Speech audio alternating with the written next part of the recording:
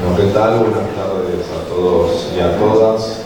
Mi nombre es Mauro Riano, soy secretario general de Acceso a la Justicia en el Ministerio Público de la Defensa de la Ciudad y hoy voy a moderar este panel que un poco lo que va a tratar de hacer es contar nuestra experiencia a través de nuestra tarea cotidiana en el Ministerio Público en pos de la descentralización, tomando la descentralización como eje, siendo uno de los planteos de las reglas de Brasilia, pero el número 42 donde explícitamente lo nombra, y nosotros tomamos la experiencia a lo largo de las distintas áreas. A lo largo de esta exposición vamos a escuchar a algunos funcionarios y funcionarias hablar de su experiencia como directores. También vamos a escuchar al doctor Canepa, que es defensor también en la ciudad, hablar de su experiencia. Como pantallazos generales, lo que queríamos contar es esto. Nosotros iniciamos esta experiencia hace ya 9 años, por lo menos los que somos funcionarios en el Ministerio Público. Patricio ya era parte de la Defensoría previamente en otro rol, y desde ahí empezamos a buscar la forma, dentro de los recursos y posibilidades que teníamos en ese momento, para lograr tratar de sacar lo que muchas veces se ve como el Estado, como el servicio de acceso a los sectores más vulnerables, sacarlo desde el centro, desde los lugares donde siempre funcionan los edificios públicos, y llevarlo a los barrios más vulnerables. Esto, si bien en inicio lo hicimos de una forma, digamos, criteriosa en base a lo que creíamos, con el desarrollo de la gestión hemos corregido infinidad de veces esto, hemos ido corriendo y acomodando constantemente nuestras postas de atención, que básicamente son oficinas, son lugares donde a veces con muy poca infraestructura, lo que nosotros tratamos de hacer, y creo que hacemos con buenos resultados, es alcanzar las soluciones. Muchas veces el acceso a la justicia se ve impedido no por la intención de algo o de alguien, que un determinado grupo vulnerable o una persona en particular acceda a estos beneficios, sino que muchas veces la falta de conocimiento, la falta de promoción de estas posibilidades alejan a la gente de estas soluciones. Nosotros trabajamos sobre todo en los barrios del sur, en los barrios con mayor necesidad, y trabajamos muchas veces a requerimiento. Tenemos distintas direcciones y secretarías dentro de la Secretaría General. Tenemos distintas áreas. Nosotros trabajamos con mediación comunitaria, trabajamos con la asistencia a los procesos de desalojo, tenemos también la dirección de niñez, tenemos la dirección de orientación al habitante.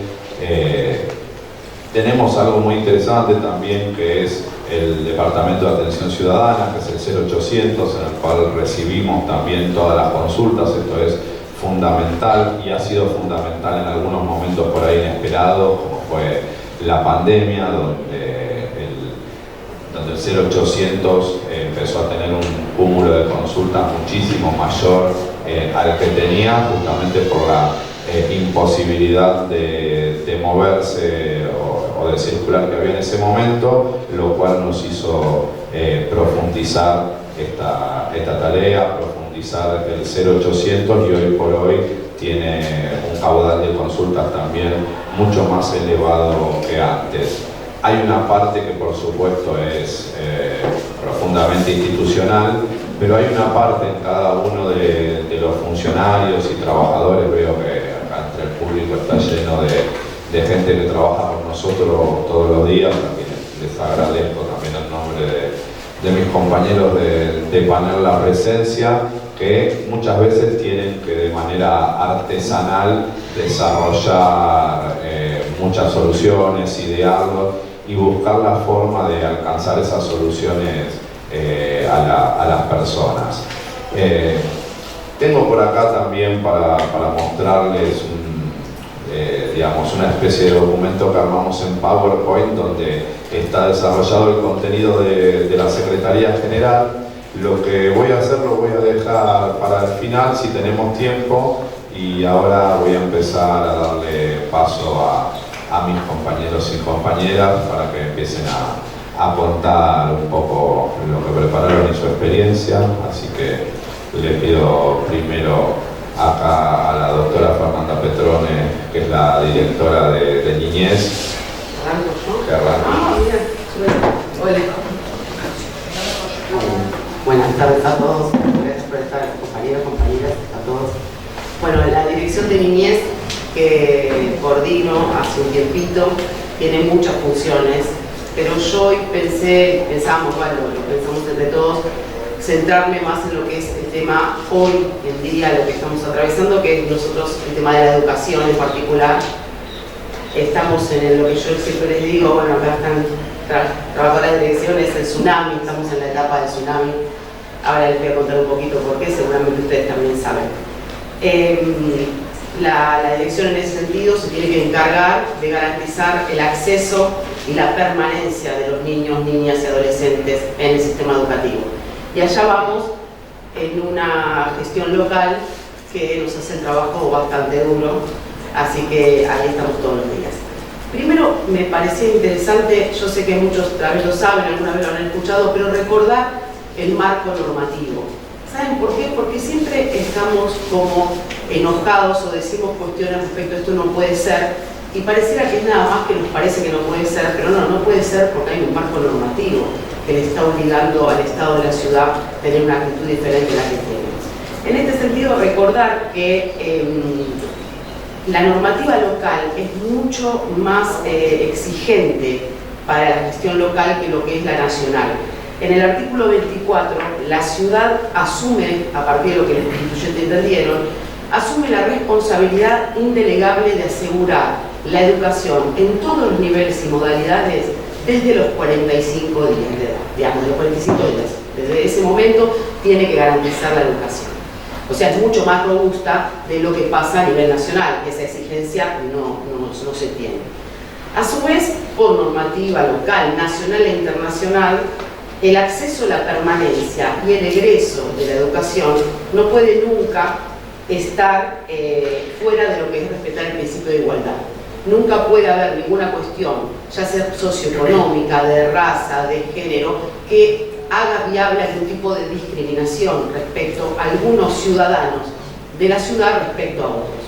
Ya verán por qué marco esto después, pero quiero dejar claro que esto está en la norma, ¿no?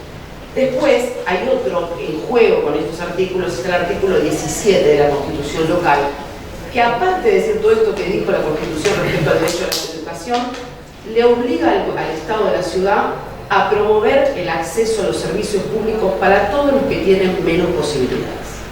O sea, clarísimo, debe realizar ciertas distinciones presupuestarias para poder equiparar esa desigualdad estructural que existe en algunas poblaciones y en algunos lugares de la ciudad. Eso es el marco normativo, así a simple vista hay mucho más profundidad para hacerlo. Seguramente me parecía claro marcar esto. Esto es lo que existe normativamente, esto es lo que está obligado al Estado de la ciudad. ¿Cuál es la cuestión real que sucede en la ciudad? En la ciudad hay varios estudios estadísticos que están en base a datos que da el Centro de Estadísticas y Censos de la propia ciudad, ¿no? Que según el índice de necesidades básicas insatisfechas, todos los barrios que están al sur de Rivadavia se encuentran con la población más pobre de la ciudad. Esto es, población más pobre, población con condiciones habitacionales más indignas, acceso deficiente a servicios públicos. ¿Qué distritos están en el sur de la ciudad? Al sur de Rivadavia están el distrito 3, 4, 5, 6, 19, 20 y 21. Ahí, en ese sector, además de esto de ser el sector más pobre de la ciudad, o sea, la ciudad tiene dos realidades, un área con población aventajada y un área con población desaventajada respecto a la cuestión socioeconómica, tenemos que en ese lugar está la población mayor de niños, niñas y adolescentes. Estas dos realidades, la normativa y la obligación, la realidad estadística de lo que sucede, el mapa en la ciudad. Bueno, ¿qué sucede en materia educativa en la ciudad hoy? Lamentablemente me encantaría venir a traerles buenas noticias, algo diferente a lo que venimos diciendo hace muchos años, pero no es así. No hay vacantes suficientes en esta parte de la ciudad que acabamos de hablar. No alcanzan las vacantes en educación en los niveles. Hay una cuestión nueva, novedosa, que hace algunos años, todos habrán escuchado, hablábamos de lo que era el nivel inicial. La problemática parecía que estaba centrada en el nivel inicial. Lamentablemente hoy las estadísticas que tenemos del año pasado y de este 2022-2023 post pandemia es que el problema se está acrecentando en nivel medio. Recuerdo en este momento el mensaje de la propaganda, la publicidad estatal, donde vos, si estás en cualquier parte del país, ¿cuántos años tenés? 18 o 70, ¿no? Podés continuar tus estudios. Sí, continuar sí, iniciarlos está más complicado. Iniciarlos está más complicado porque no hay vacantes en primer año. Y ahí quiero hacer una acotación porque también hay un discurso que se dice respecto a que las madres y los padres pobres inscriben a sus hijos tarde, no en el primer llamado de septiembre ni diciembre, sino que lo hacen recién ahora en febrero, que se acuerdan. No, lo sabemos muy bien. Anotan en el primer día de inscripción de septiembre-octubre con el primer llamado de inscripción. Y hoy siguen en lista de espera. Hoy estamos acá y hay un montón de chicos del sur de la ciudad que no están empezando su primer año. Esa es la realidad que tenemos. Pero a esa realidad tenemos otra realidad, ¿no? En la dirección, aparte de los que no tienen vacantes y están en lista de espera.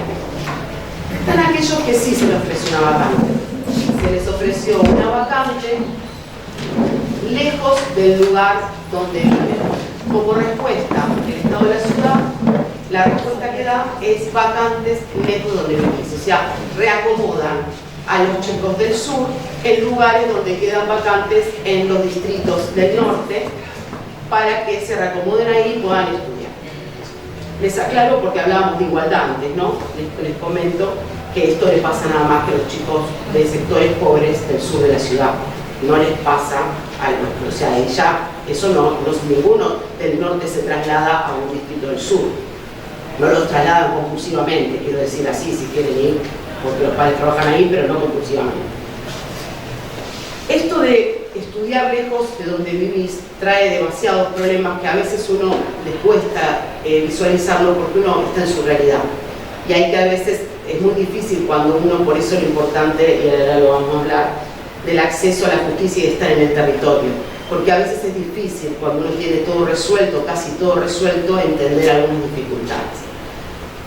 Estudiar en otro lugar, con suerte quizás el Estado de la ciudad te provee un microescolar, pero no en todos los casos. Entonces ahí tenés que financiar el costo y el gasto de traslado. A eso también se le suma el tiempo, porque pareciera que el tiempo no vale lo mismo en todas las personas, ¿no? Pero para organizar tu ámbito de labor, cómo trabajás, cómo te ganas la vida, llevando 40, 45 minutos todos los días un hijo a una escuela, otro hijo a otra escuela, volver los 45 minutos, después tenerlo que ir a buscar, pareciera que es dificultoso organizar un trabajo, alguna organización familiar en ese sentido. Bueno, las familias pobres asumen ese costo porque no hay vacantes y la forma de resolver es esta. A esto se suma que si vivís en una villa o asentamiento, el micro no entra entre los pasillos. No entra, no porque no puede entrar, sino por una cuestión de que no quieren entrar, por una cuestión de seguridad, bueno, lo que arreglen. Entonces los chicos tienen que caminar hasta un puesto determinado donde toman el microescolar. Estas son las peripecias que pasan en esta igualdad que nos estaría respetando para llegar a la escuela los chicos que no están teniendo vacantes en el sur. Les cuento un poquito que esto que estamos hablando, que era un diagnóstico que uno podía sacar y que se viene haciendo en varios escritos, varias cuestiones que se han desarrollado sobre la temática, se sigue dando año tras año en lo que es la dirección en las estadísticas. En el 2022, el 80% de las consultas que recibimos por falta de vacantes o traslado, porque las madres después piden el traslado porque no pueden sostenerla. Ahí podemos hacer un apartado, recuerdan el año pasado cuando se saca la tarjeta alimentaria, el que no va a la escuela, no tiene presente, y pierde la regularidad, ¿no? Más directoras contando cómo quieren subirse al colectivo a las 8 de la mañana, el colectivo estaba roto de gente y no pueden subir, entonces los chicos no llegan a la escuela. Bueno, eso no está como evaluado en la generalidad. Bueno, el 80% en conclusión de lo que recibimos en la dirección es de los distritos que estuvimos hablando recién. 19, 20, 21, 4 y 5. El 80% de las consultas. Por falta de vacantes o por traslado a otra escuela porque no pueden sostener la educación de sus hijos ahí. O sea que esto sigue sucediendo y hoy preocupante para todos nosotros que está haciendo el secundario. Nadie prioriza los sistemas ni los niveles de estudio, pero que no haya primeros años para empezar el secundario es realmente una ciudad más rica del país, es realmente preocupante. Bueno, ¿por qué la importancia de la descentralización? Para eso estamos acá, ¿no? Porque cuando asumí la gestión en la dirección, a recomendación y propuesta del secretario general, nos dijo, trabajen juntos, trabajamos mucho con la Secretaría de Letrada de Educación, que es otra área que también tiene competencias sobre educación, y propusimos también con los dos secretarios, con él, con el secretario de Derechos Humanos, hacer operativos para ir a los barrios a ver qué estaba pasando, porque ustedes saben que en el 2013 esta gestión que tiene esta mirada y este faltante también impuso un sistema de inscripción online para lo que fue el periodo escolar 2014. En ese momento me acuerdo, seguro que Patricio se acuerda también, primero lo largaron así de golpe, de septiembre a octubre todos se inscribirse online, nadie sabía cómo, cuándo, dónde, los docentes tampoco sabían. Gracias a acciones de la defensa de muchos defensores, pusieron los facilitadores, porque era un desastre, ya los hermanos iban cada uno a un lugar, no respetaban las 10 cuadras de la redonda, o sea, había sido una experiencia primaria lamentable. Y se fue acomodando con los reclamos judiciales a través de la defensa pública y esta exigencia en una audiencia judicial donde se les dijo, bueno, si vas a hacer algo así intempestivo, donde no vas a tener en cuenta los recursos tecnológicos y de experiencia informática de la gente, por lo menos poner facilitadores.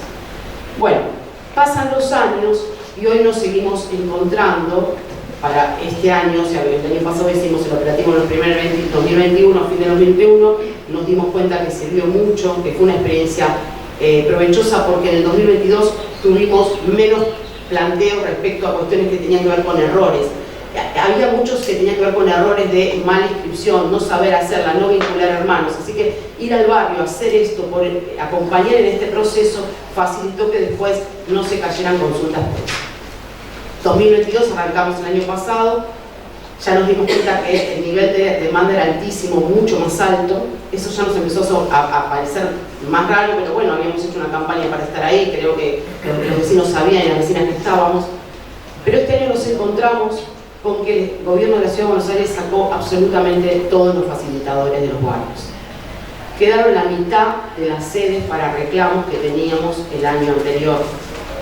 Entonces, no solo hay un sistema que es cruel, el sistema informático de inscripción online y el de becas de alimentos. Yo digo beca alimentaria y ya le ponen un nombre rimbombante, y tal vez ustedes, muchos de la generación mía, otros más chicos, beca alimentaria es el comedor escolar, es para que te sirvan el platito de comida.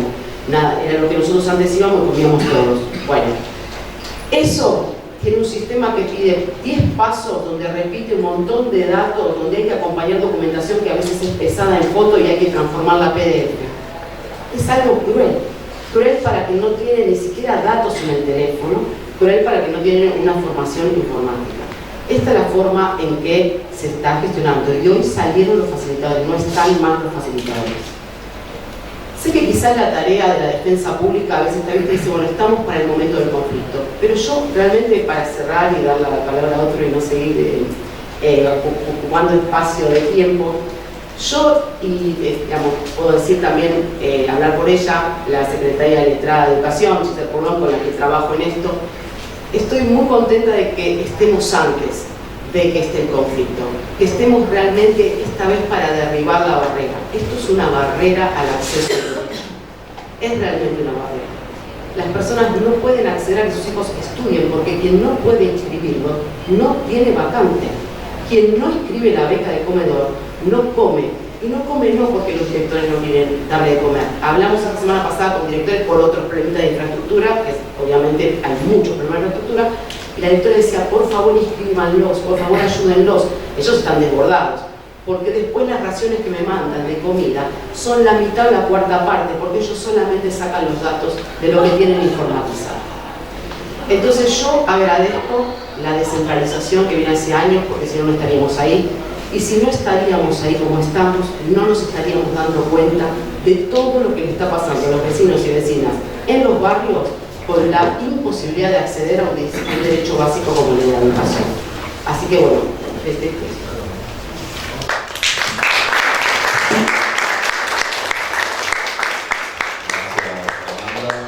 Bueno, y ahora vamos a seguir con Juan Pablo Magri, que fue oportunamente director de orientación al habitante y hoy se desempeña como secretario judicial de acceso a la justicia.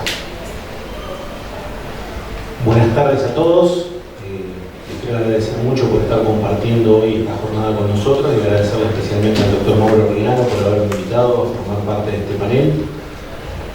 Un poco voy a hablar en términos generales de los procesos de descentralización y un poco del trabajo que estamos haciendo hoy en día desde la Secretaría Judicial, dejando a la doctora Luciana Badú el placer de hablar de la Dirección de Orientación al Habitante.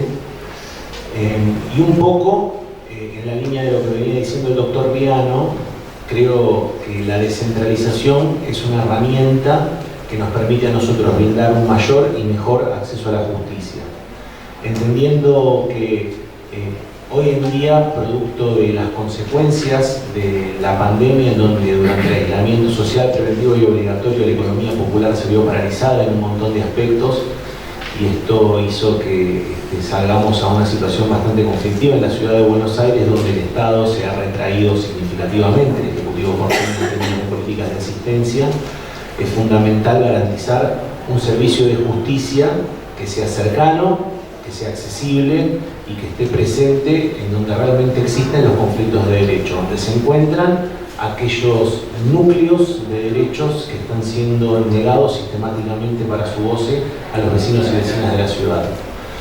Entendemos que hay un corte transversal en términos de restricción al acceso de beneficios y derechos, particularmente aquellos derechos económicos, sociales y culturales, los DESC, en el sur de la Ciudad Autónoma de Buenos Aires, como indicaba la doctora Petrone.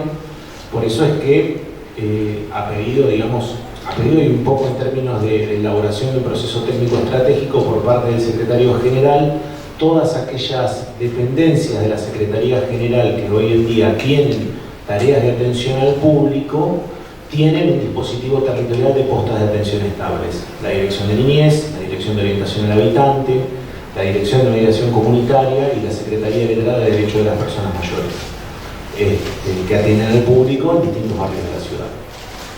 En este sentido, también se está llevando a cabo un proceso de postas de atención interdisciplinarias, las cuales se ajustan al requerimiento de los sectores barriales con los que la Secretaría General tiene un vínculo ya construido en el transcurso de los años por el trabajo realizado en los barrios y a la demanda que se puede llegar a dar en los distintos momentos del año, como decía recién Fernanda, por ejemplo, en los casos de vacantes escolares o inscripciones. Estas postas descentralizadas no solamente tienen como objetivo garantizar el acceso a la jurisdicción, por decirlo de alguna manera, sino que trabajamos fuertemente el modelo de atención o de abordaje integral a la persona que está realizando la consulta. ¿Y qué quiero decir con esto? Usualmente las personas te vienen a consultar en relación a un conflicto de derecho específico, digo, a una vulneración de un derecho de acceso a la vivienda, de acceso a la salud, de acceso a la educación.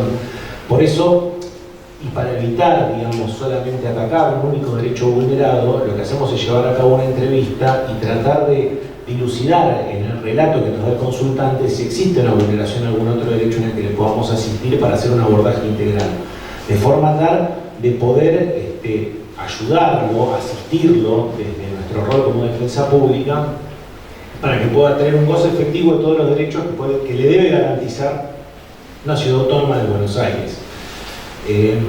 Como todos nosotros ya sabemos, y creo que esto es algo, y veo a muchos compañeros que se desempeñan en la tarea de atención al público y que tienen un conocimiento cabal y real de las realidades del territorio, no solamente los procesos de descentralización tienen valor en sí mismos por bajar al barrio o por bajar el dispositivo al barrio, sino también tienen un valor importante porque acompañando el concepto, como decía el doctor Riano, de las 100 reglas de Brasil y de la descentralización, también propendemos a tener un lenguaje claro y accesible para todos los consultantes, de forma tal de que puedan entender cuál es el conflicto de derecho o el origen de este conflicto de derecho, y a la vez también brindamos un servicio de justicia que está altamente capacitado y que está ajustado a los distintos cambios y situaciones que se van dando, con un proceso de supervisión y dispositivos técnico-administrativos que nos permiten a nosotros llevar a cabo una tarea ajustada y certera, puesto que todas las acciones que llevamos a cabo administrativamente después se constituyen en un expediente judicial que potencialmente va a ser trabajado por las defensorías de primera instancia. En este sentido, bueno, entendemos que la Secretaría General de Acceso a la Justicia, yo en mi rol de secretario judicial en este momento estoy trabajando activamente en las postas de descentralización interdisciplinarias, en donde participan todas las direcciones que tienen atención al público en la Secretaría General. Creemos que la descentralización, con un nivel de supervisión adecuado, con agentes que estén capacitados y con un lenguaje accesible y claro, propenden a garantizar el acceso a un servicio de justicia que debe, sí o sí, brindar acceso a los derechos que se encuentran hoy en día vulnerados por la retracción de un Estado que no brinda respuestas, por falta de inversión y muchas veces por fallas estructurales que hacen que la gente no sepa o no pueda creer o esperar que se puede modificar su situación. Creemos que es fundamental continuar, o por lo menos yo creo que es fundamental continuar con este proceso de descentralización y llevar la justicia y el servicio de justicia de la defensa pública cada vez a más barrios para que todos los vecinos y vecinas puedan tener un acceso a lo que el Ministerio Público de la Defensa les pueda brindar y que tengan un goce real y pleno de todos sus derechos. Muchas gracias.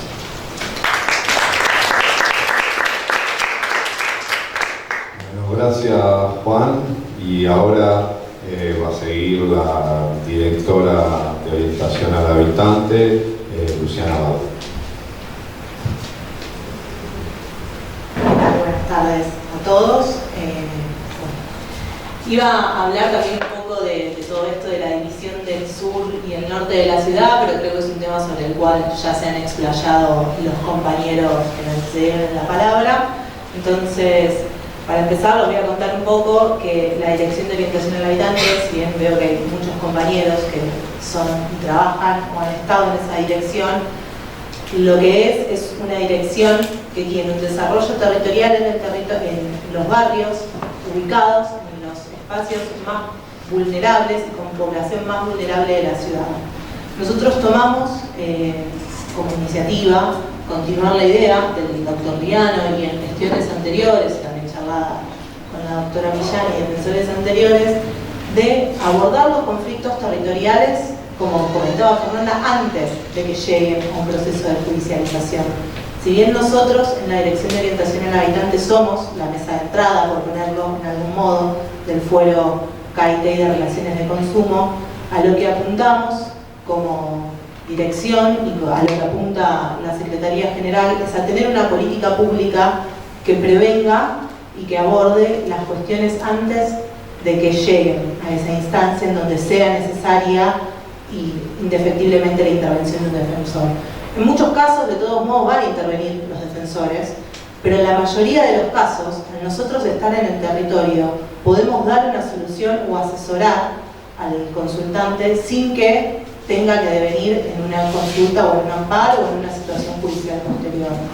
Para esto, como marcaba Juan Pablo anteriormente, es muy importante el trabajo coordinado entre las distintas áreas de la Defensoría.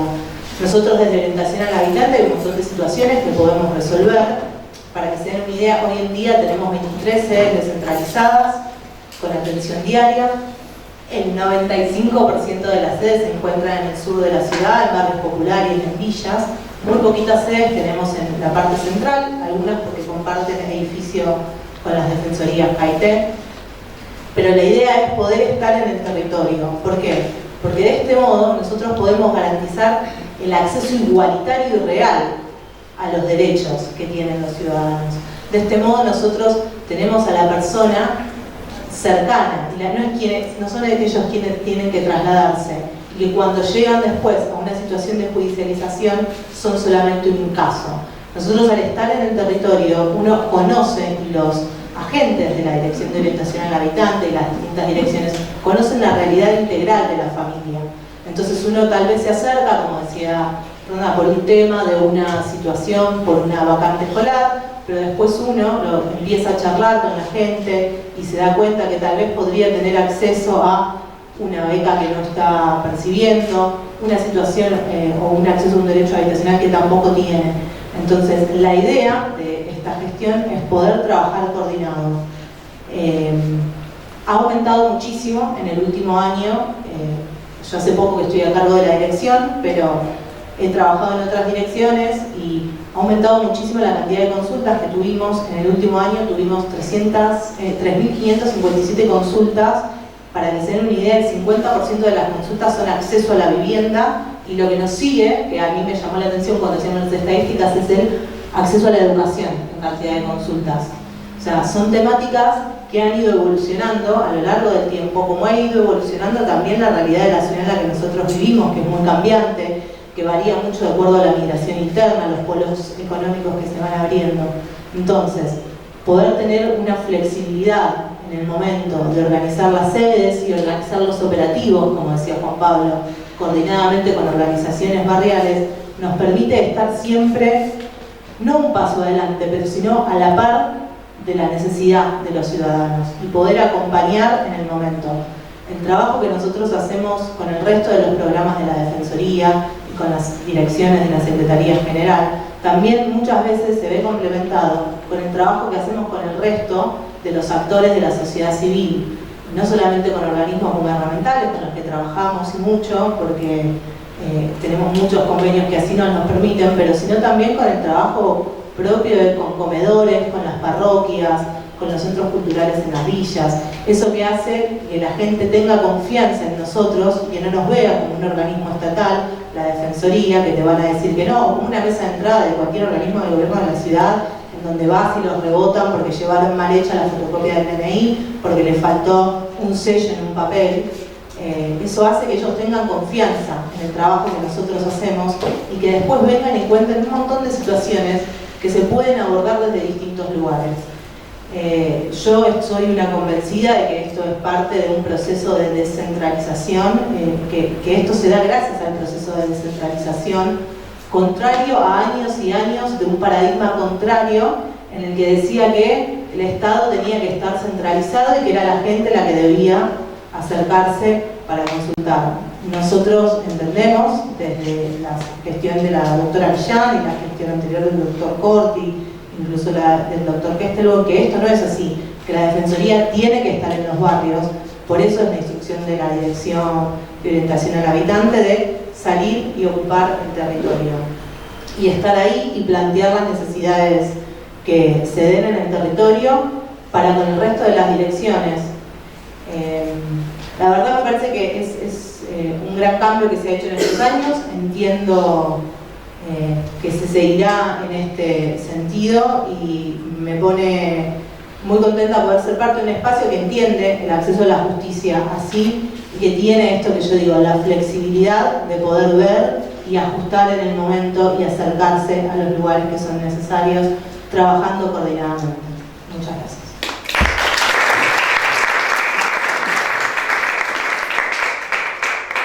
Muchas gracias, Luciana. Y bueno, el último de los panelistas, el doctor Patricio Camepa, defensor de la ciudad.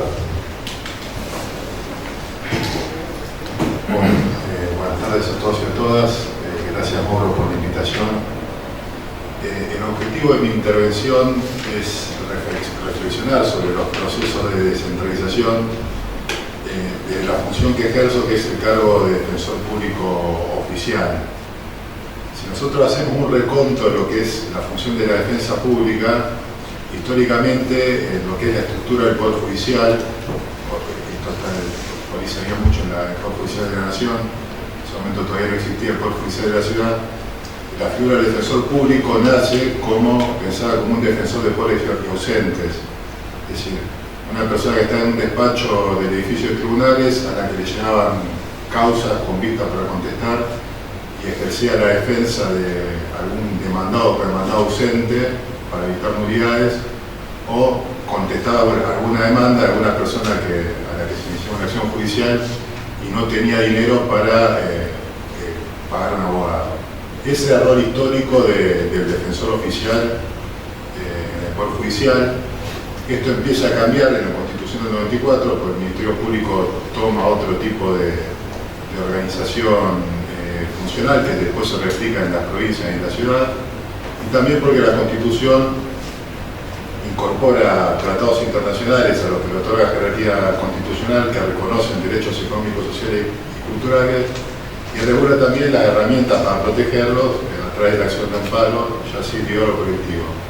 Esto genera un cambio, una segunda etapa en donde el defensor público ya no solo contesta vistas en el despacho, sino que empieza a iniciar acciones judiciales, a patrocinar a actores, a personas que tenían alguna demanda insatisfecha y se acercaban a la defensa pública para iniciar una acción judicial. El nacimiento del Fuero Contencioso Administrativo en la Ciudad de Buenos Aires, bueno, la Constitución se dicta en el año 96, pero está muy emparentado, es casi sucede en simultáneo una de las peores crisis sociales que atravesó la Argentina, que era la crisis del 2001. Una crisis institucional y social que tuvo fuertes repercusiones. Y en ese contexto, las defensorías contencioso administrativo y tributario comienzan a iniciar acciones de amparo justamente donde la política pública no llegaba o donde las políticas sociales eran insuficientes, en materia de vivienda, alimentación, educación, salud. Y en esa etapa también, digamos, hay una defensa pública muy activa, pero iniciando acciones individuales para defender estos derechos a las personas que se acercaban. La etapa de descentralización comienza con la ley 1903, que le da autonomía funcional al Ministerio Público. En ese momento el defensor general, que era Mario Késtero, impone un funcionamiento de lo que hoy es la Dirección de Orientación al Habitante, justamente pensando en descentralizar la defensoría, en llevar la defensoría a los barrios. Obviamente después este proceso de descentralización se va profundizando. Hace 9 años se creó una Secretaría General que tiene nuestras direcciones a cargo especializadas, desalojo, niñez, mediación comunitaria, se crean programas también en la Defensoría General. Y en esta tercera etapa ya la Defensoría no asiste a las personas que se acercan, sino que va a los barrios a buscar a esas personas para eliminar todas las barreras que impiden el acceso a la justicia. Barreras culturales, barreras económicas, pues muchas veces hay gente que no tiene plata para acercarse al centro o perder un día de trabajo para iniciar una consulta. Y este proceso hasta ahora funciona con una descentralización de las áreas de la Defensoría General y una centralización de las áreas jurisdiccionales o de la Defensoría. Esto tenía algún sentido antes de la pandemia, o sea que las defensorías estemos en el mismo edificio que un juzgado, porque toda la actividad que desplegábamos estaba muy relacionada con necesitamos estar cerca del juzgado, es decir, para procurar el expediente, dejar nota, presentar un escrito o ir a una audiencia presencial, tenía sentido que compartamos edificios. Ahora, la pandemia modificó la forma de trabajo en el Poder Judicial, impuso el expediente electrónico, las audiencias virtuales, y hoy para hacer todas estas actividades no es necesario estar en la misma sede, o sea, de cualquier computadora, de cualquier punto de la ciudad o del país, se puede presentar un escrito, dejar nota, procurar. El 90% de las audiencias son a través de plataformas audiovisuales, con lo cual yo creo que en esta etapa hay que resignificar el concepto de descentralización y empezar a pensar también en si tiene sentido seguir con defensorías en la Avenida de Mayo o si también hay que llevar las defensorías a distintos polos instalados en el sur de la ciudad para que tengan también una articulación con las áreas de la Defensoría General que realizan ese trabajo. Y yo entiendo que es un proceso de discusión que hay que empezar a darlo. Obviamente, como todo proceso de discusión, genera resistencia, ¿no? Porque la burocracia de los organismos públicos tienden a ser repetitivas en su funcionamiento y a resistir a cualquier tipo de cambios. Esto pasó cuando se creó la Dirección de Orientación al Habitante. Antes de que exista esa dirección, la tarea prejudicial la hacían las defensorías. En el momento que se dio esta discusión, se resistían a despegarse de esa función, y después en la práctica resultó beneficioso, primero porque aligeró la carga de trabajo y después porque permitió que la defensoría llegue a lugares donde antes no llegaba y que crezcan las consultas y algo de la judicialización y legitime también la función de la institución, ¿no? En el territorio. Y hay varios ejemplos prácticos que a mí se me ocurren, voy a citar algunos para no aburrirlos, pero que también tiene que ver con inmediatez. Yo creo que el defensor o la defensora pública tiene que tener un contacto directo con el conflicto en el que está interviniendo y el que está llevando a sede judicial. Hay un tema claro en la ciudad de Buenos Aires, la Vía Macarena, allá al fondo, que son los desalojos. Es decir, hay cientos de procesos de desalojo en el fuero civil, en el fuero penal, las causas de usurpación, en el fuero contencioso, de viviendas multifamiliares, donde son inmuebles que habitan 15, 20, 30, hasta 70 familias, me ha tocado. Y muchas veces el desalojo, nosotros tomamos intervención, tanto la Dirección de Desalojo o la Defensoría, cuando el desalojo está encima, ahí no se puede hacer mucho más que controlar que vaya al VAP, que le den el mandamiento y que ingresen al programa. Pero hay casos donde hay tiempo para trabajar, y la dirección hace un trabajo importante con respecto al censo y a establecer un canal de comunicación con la Defensoría. Pero para mí, yo lo pienso de esta manera, el defensor tiene que ir al inmueble, tiene que tomar contacto, si puede hacer una reunión con las familias, hacerlas. La figura del delegado de las familias es importante para cuestiones operativas, pero muchas veces hay gente que no se acerca y hay que ir, explicarles de toda la situación, contarles cuáles son las herramientas que tenemos, invitarlos a que vayan a la Defensoría, pero por más que una vez se les diga vayan a iniciar el legajo, vayamos haciendo el amparo individual, si hay un vecino o alguna organización social que le dice no, quédense que no pasa nada, vamos a evitar el desalojo, prefieren escuchar eso a escuchar a que le dice la verdad, que bueno, hay una sentencia, en algún momento se va a ejecutar, porque con tiempo se pueden evitar, las familias pueden salir, se puede hacer acciones de amparo, se los puede incluir en el programa y evitar un desalojo forzoso que es, aparte violento, genera situaciones muy tensas y también vulneración de derechos. También con el tema, por ejemplo, de educación, ahí Fernanda hizo un reconto de lo que hace la Dirección de Educación, pero hay causas donde se discute, por ejemplo, cuestión de infraestructura escolar. Ahí también, o sea, nosotros podemos enviar un perito que hace un análisis técnico sobre la falencia de edilicia, las obras que hay que hacer, pero si uno va a la escuela, se junta con el director, con la cooperadora, con los miembros de la comunidad educativa, de esas reuniones salen cuestiones que por ahí el perito no las ve o por ahí el perito no las detecta, sale información que puede ser utilizada en la acción judicial, expedientes administrativos, cuestiones que ya han sido planteadas y que sirven para mantener una estrategia de judicialización, y también se establece un vínculo de confianza mucho más estrecho y sirve para también un poco dejar en claro cuáles son los límites de intervención y cuáles son las posibilidades o las perspectivas de lograr el éxito de una acción judicial. Yo creo que estos espacios hay que reforzarlos. Con el tema de vacantes, por ejemplo, el Distrito 21, los distritos del sur son los más afectados con la falta de vacantes. Hay un trabajo que se hace de la Defensoría General, de las distintas áreas, que es muy importante para juntar consultas. Seguramente si se establece un polo de defensores públicos en la zona sur, crezca el flujo de consultas y crezca también el flujo de judicialización. Así que yo creo que en este contexto es necesario que el Ministerio Público de la Defensa empiece a pensar cómo descentraliza también sus componentes jurisdiccionales. Seguramente también esta discusión se puede llegar a dar en foro penal con otras características, pero hay que empezar a pensar la institución más arraigada en el sur de la ciudad y hoy no es necesario que estemos en el centro de muchos aspectos, de lo funcional, de solucionar la vida del consultante, que por eso tiene que tomar 2 colectivos para venir a firmar un escrito. No todos pueden mandar el escrito escaneado por mail, no todos tienen esos medios. Creo que hay que avanzar en esa línea y empezar a discutirlo porque la descentralización ha mostrado sus frutos y permite eliminar barreras y garantizar el acceso a la justicia. Muchas gracias.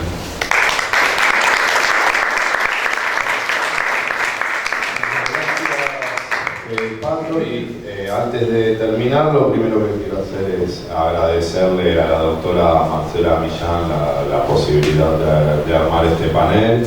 También le quiero agradecer al doctor Santiago Roberto y a su equipo, a Rocío, a Verónica, a Daniela y a María Marta, que también estuvieron trabajando con nosotros para hacerlo posible. Lo último también que quisiera es abrir el micrófono si alguno quiere hacer alguna pregunta, si alguno quiere comentar algo, por supuesto está esa posibilidad.